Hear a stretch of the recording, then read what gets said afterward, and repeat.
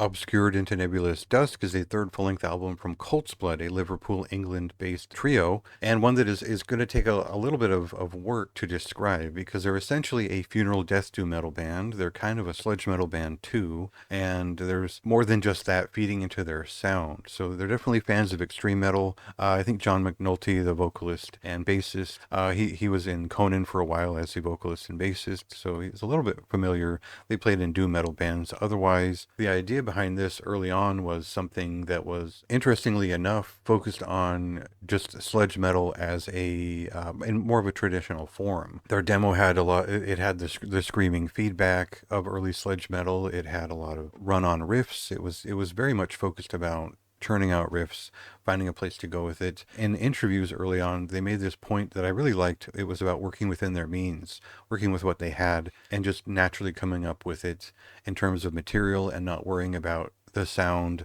the style, the focus, all that. So it feels like it was very much organically developed towards that full length, even though they certainly rushed out their debut full length album Into the Unfathomable Abyss. It came out pretty well. If you're a fan of sludge metal riffing, it really was kind of the culmination of all the work that they'd done for those 4 years. It was leaning into the heavier feeling of extreme metal as often as it could, and they didn't really fully get there and pick a lane until the more funeral doom metal influenced 2017 record Ascending into Shimmering Darkness. I think I gave a brief review of the album or mentioned it at some point. I think I called it Doom Snake Cult doing early 2000s funeral doom, because there was that sense of bands that had shown up beyond the popularity of Evoken in the early 2000s and took that sound somewhere else with it. Particularly the sludge metal musicians, folks who weren't so much from the old school, like Lycus, and Aldebaran. As it turns out, these folks are fans of Finnish doom metal, and specifically Finnish funeral doom metal and the 90s stuff and that darker edge to it. So that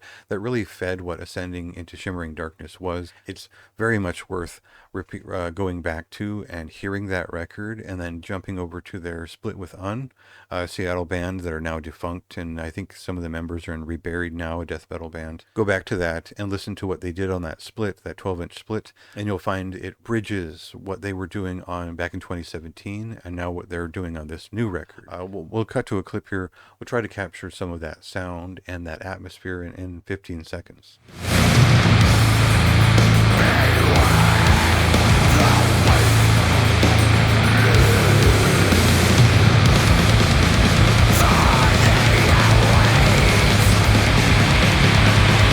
So what this record does better and bigger is layers. It's got just a voluminous sound. It's got the real funeral death doom metal sound that you might be expecting with that description.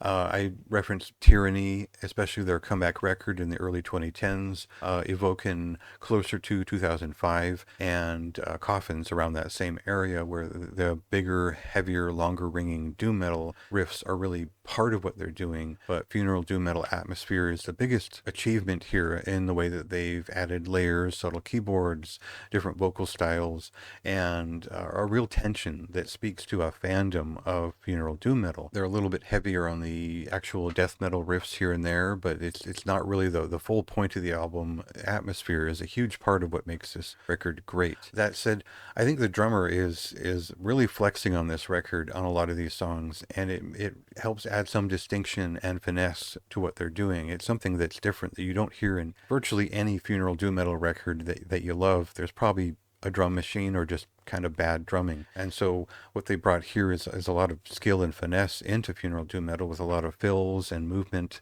that is just differentiates itself within each of these pieces. And so, yeah, there's a ton of guitar feedback. There's a lot of layers of leads, but really the vocals and the drums kind of carry it somewhere at all points. The production values are especially fine. I think they capture an enormous space in a very intimate way. I think they do a great job of carrying guitar interest throughout this record. They really wormed into my ear with a lot of these leads, and it conveys the feeling of funeral doom metal in the most classic sense that you just don't really find a lot in more modern bands as often. All of this was like falling into a lot of my favorite things all at once. Otherwise, I think if you're just a fan of heavier atmosphere and metal, you'll appreciate what this record does, especially if you're a fan of some of the specific niches that I've talked about here. For me, it's especially fine record. It's one of my highest recommendations of May, up there in the top 10, and it's just a record I'll be recommending for the full year. I think it's probably one of the best funeral doom metal related ideas that I've come across this year. Particularly fine result in any case.